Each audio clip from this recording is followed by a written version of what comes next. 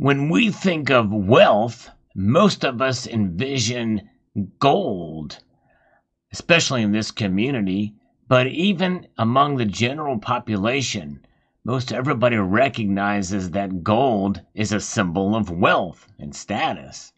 But you will be shocked and amazed to see how little of a role it plays in comparison to the overall wealth that is in the world. We're going to talk about that in this video as we explore.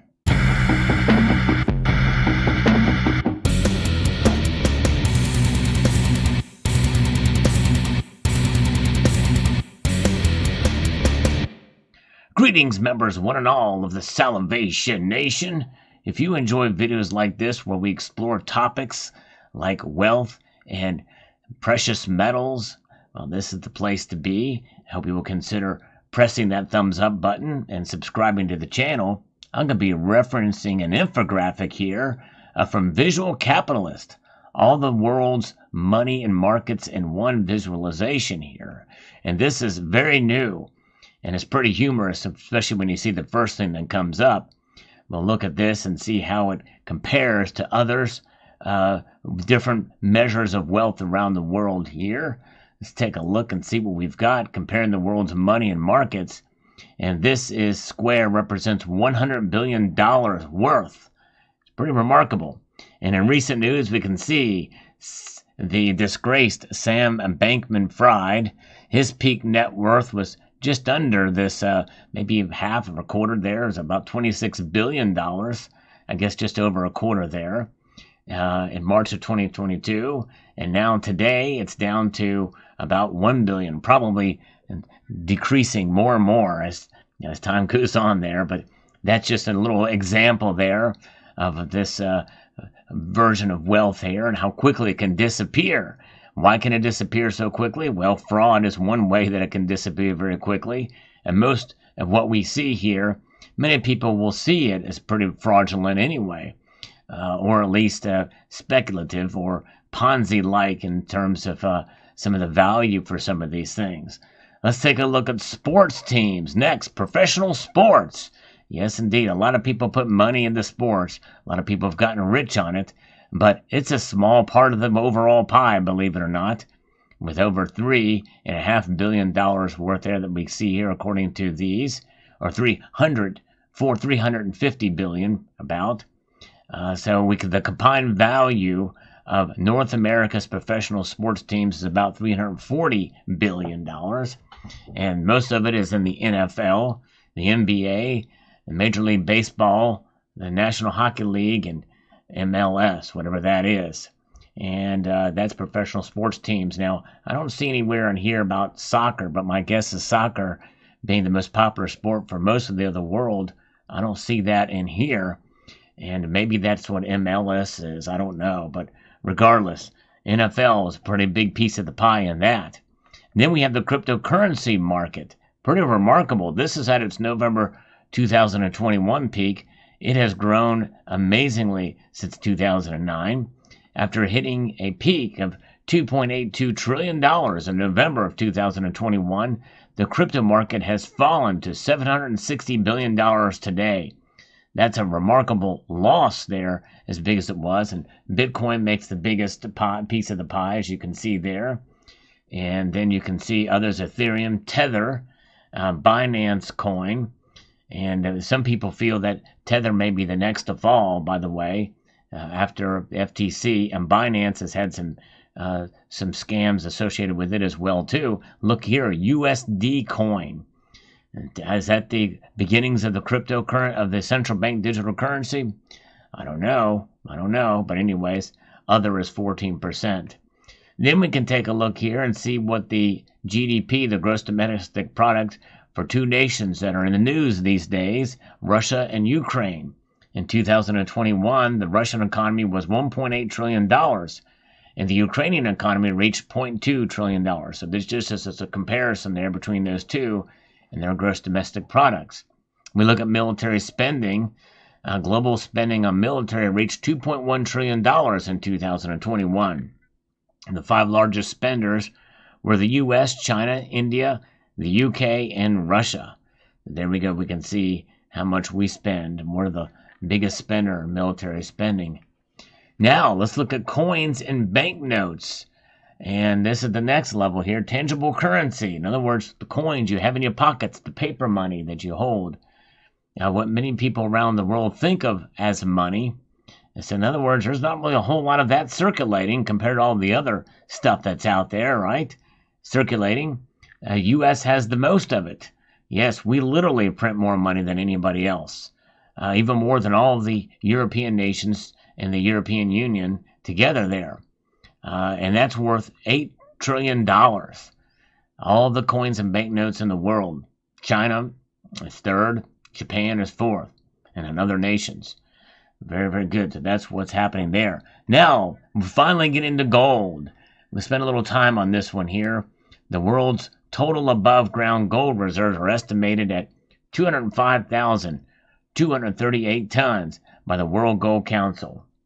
Using $1,750 per ounce spot price, it's now higher than that by $50.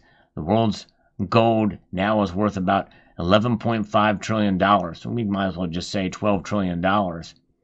And it includes gold-backed ETFs, and the asterisks there for bars and coins. That includes gold-backed ETFs. In other words, there's a lot of derivatives right there in that section there for bars and coins. But you can see most of it is in jewelry. And then central banks hold the next level there. And then other is all the other stuff used for industry and technology, the medical field, and science. And then the below ground reserves, what do you think? We don't count that in there, but that's about how much is left. And compared to what's above ground, it seems to me that we probably have reached peak gold, but who knows what could be discovered from here on out. And then let's take a look at the world's billionaires and what their wealth is like. Look at that. A little bigger, but the world's billionaires. There's 2,668 billionaires out there, and you can see all of that wealth there comprised, with the top 5 there with Musk, Bezos, Arnault, Gates, and Buffett. Yes, indeed. $12.7 trillion for all of the billionaires around the world. Amazing. Now let's take a look at the central bank balance sheets. We got the U.S. Federal Reserve with the biggest balance sheet. European Central Bank is second. People's Bank of China is third there. They're the second biggest economy in the world. And then the Bank of Japan is fourth there. And they're the third. So very interesting indeed. We can see that the central bank balance sheets and the assets have grown over the years. Remarkable there. Now let's take a look at the markets and the wealth in those markets, the S&P 500. And we can see that the market cap as of November the 20th, 2022 is $36 trillion. The 10 companies on the left make up more than 25% of the index, with Apple being at the top, Microsoft being second, and surprisingly Alphabet is a distant third there. And then you got Amazon, Berkshire Hathaway, United Healthcare, Tesla, Johnson & Johnson, ExxonMobil, and then Visa. And then the rest of the S&P, it makes up there, that's remarkable, about 75%. Now let's take a look at the U.S. versus China gross domestic product. Those are the two largest economies. In 2021, the U.S. economy was $23 trillion. The Chinese economy reached $17.7 trillion. So there it is. That's a comparative. Now let's look at the global money supply. This is really what all the wealth in terms of money is out there. And we can break it down into two categories. We got the total value of the world's easily accessible money is $48.9 trillion. This includes the world's coins, banknotes, and checking deposits. That's what all of that money, currency, including all of the banknotes and checking deposits with the currency, the paper notes and coins. Then the broad money supply, which is M2, which is most reference out there, is the $82.6 trillion. Remarkable. This includes coins, banknotes, money market accounts, as well as savings, checking, and time deposits. Now you notice how big this is compared to all the gold in the world. Let's go back and look at gold. But we keep getting larger and larger. Look how small gold is. Gold is larger still than the coins and banknotes in circulation. So there's that, which makes us think, well, okay, that's fine, that's good. But then when you look at the M2, we're starting to get into a little bit of a different scenario here. And now let's go into the stock market. We've got the New York Stock Exchange. A lot of this feels like this is kind of bloviated or bloated. And with the 24.9% there of this, look at the value of that. This is a breakdown of all the different ones and all the exchanges throughout. You've got the NASDAQ, Shanghai, Euronext, Japan Exchange, and all the others. Now let's take a look at global debt. This is wealth that is taken to a different direction. All this wealth is owed here at this point. Remarkable to think about that. Think about just the global debt here compared to the gold thing that we had showed before, which shows that gold probably is undervalued compared to these other forms of wealth out there, considering that gold is the longest lasting form of wealth that we've seen so far. Remarkable. The total amount of debt, including debt accumulated by governments, corporations, and households, together it adds up to a whopping $300 trillion. And this is going to be very eye-opening for folks to look at here, and that is the remarkable amount of debt here, where we can't blame it all on government. We cannot. Non-financial corporations are to blame as well too. Look at that. More, they have the most. Then governments are next. They have 22%. Well, this shows here how much each category of debt has grown. Is non-financial corporations up 16%. Governments have grown 22%. The financial sector has grown 10%. And households have grown 14%. The debt is growing since January 2020. Look at this. Remarkable. Look at the financial sector here. Household debt is up. Amazing. Staggering.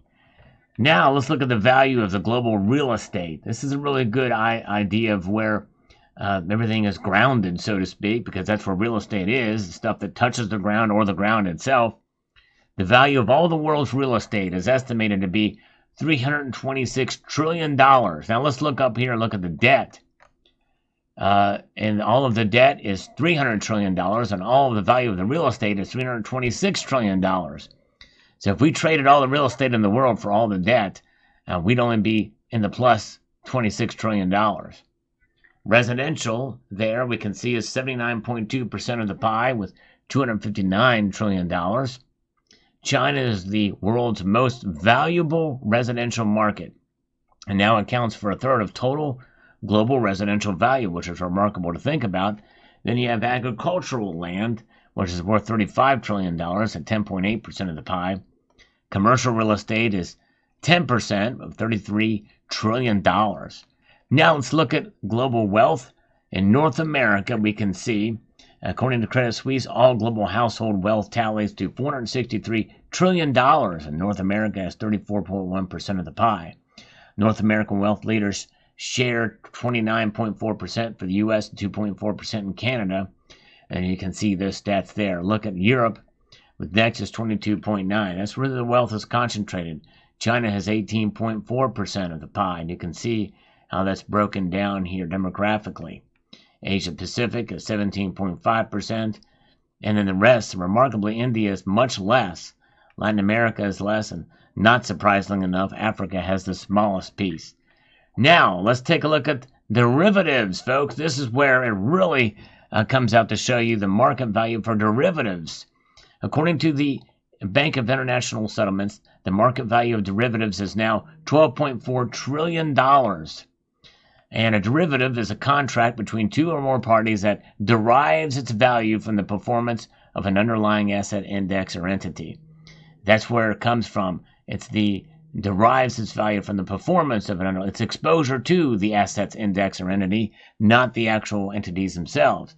So it's blown up like crazy. And that's the market value. The notional value, there's two ways to measure that: gross market value or notional value. The notional value of derivatives is now estimated to be $600 trillion.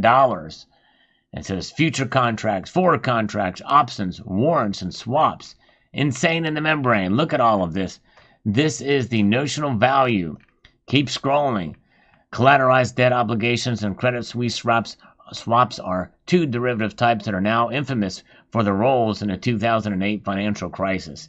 With all of this happening, it's no wonder that we are perhaps on the precipice of yet another financial collapse, and especially as they keep growing exponentially. It's insane. But here's the thing. We've looked at gold in there, but you'll notice what was not in this chart here, was not in this infographic. We have the gold market. Where is the silver market? The silver market. Where are these? It's a much tinier market in as far as value and wealth than gold. There's a lot more silver out there than gold, but obviously the whole market is even smaller. The market cap is much smaller than gold. So many people feel that because of that very reason that silver is grossly undervalued. And I think one can make a pretty safe assumption that that would be the case, considering the gold to silver ratio is now trading close to 80-1 as I record this video. Many people feel that it's undervalued, and that is one of the reasons why. The silver is the metal that is the longest standing as a monetary metal, and yet it has the smallest measure of wealth, remarkably. So that's where silver is. Not even on the infographic there, not even on the chart.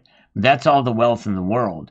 I think, considering what we saw with gold and its percentage there of the wealth compared to silver, I think that should give you hopefully a boost of confidence that when it's all said and done, it all comes back down to what you can hold in your hand. What is tangible? Tangible wealth, I think, is going to make quite a comeback. And what better way for that comeback to be than to shine as gold or silver? Hope you enjoyed this video. I'd like to extend a multitude of gratitude to all of you for taking the time to watch, and to encourage you to please rate, share, comment, and snap into it and subscribe.